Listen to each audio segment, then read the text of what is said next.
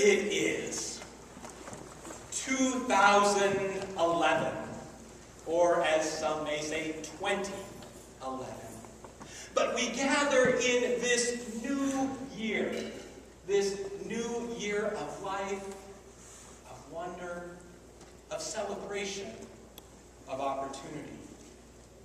And perhaps just a day or so ago, some of you sat down with a pen and paper, or maybe at least in your mind, to think about your New Year's resolutions. Those things that are going to change your life this year.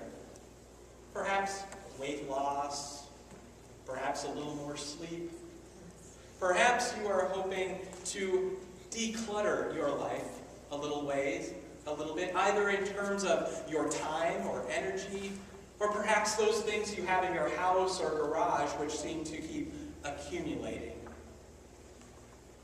As we gather in this new year, it's easy to think about resolutions and new beginnings. And it's wonderful to be invited each and every year in the lectionary to this first chapter of John. This beautiful hymn, a choral hymn perhaps, that invited people to think about God present among them. These words are wrapped with images, metaphors. They hold so much tenderness and care. There's a lot of theology that is built into this language. But as we begin with these first words in John, I would also invite us to think about some of the last words in John. And perhaps tie that into our own sense of beginnings and ends. You see, here at Calvary, we had quite a year this last year. Many exciting new things happened. A new visioning statement and plan. The production of Joseph and the amazing Technicolor Dreamcoat. Many social events that we hadn't had before or hadn't had in a while. There was newness, excitement. There were also some really difficult times.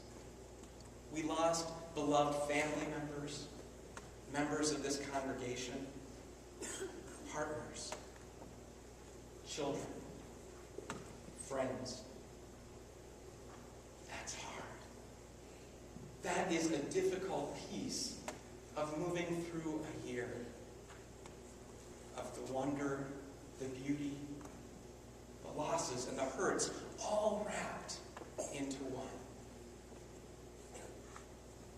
Yet it is precisely here at the beginning of John that we are invited to bring those all together, here into one place and time.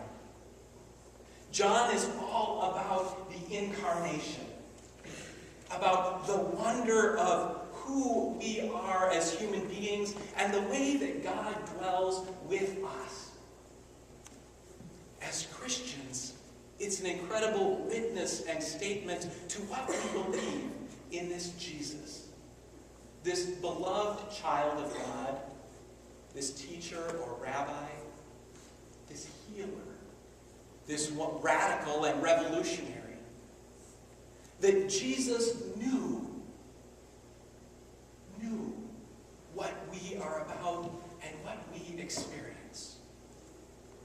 There is a New Testament scholar who says that with regard to Jesus here in the Gospel of John, that if, as a church, we don't take the time to talk about how Jesus went to the bathroom and how he cried and the whole idea of sex and sexuality, that if we don't take the time to think about his deep friendships and longings, that if we don't touch those places of wonder, then we as a church are in trouble. We as a church will struggle. We can't, put God out there far away and distant. The whole sense of the watchmaker that has wound things up and let things go. Here in John and in our living, we draw this understanding of Jesus being here with us, close to us. John brings together that sense of timelessness here, beginning with a very common passage from the Hebrew Bible saying, in the beginning. And the sense of God who transcends or was before. But John draws this word close. And at the end of John, as we talk about beginnings and ends, make sure that we are aware that this one who has tended and created the universe and our humanity continues to dwell with us. At the end of John, after Jesus has died,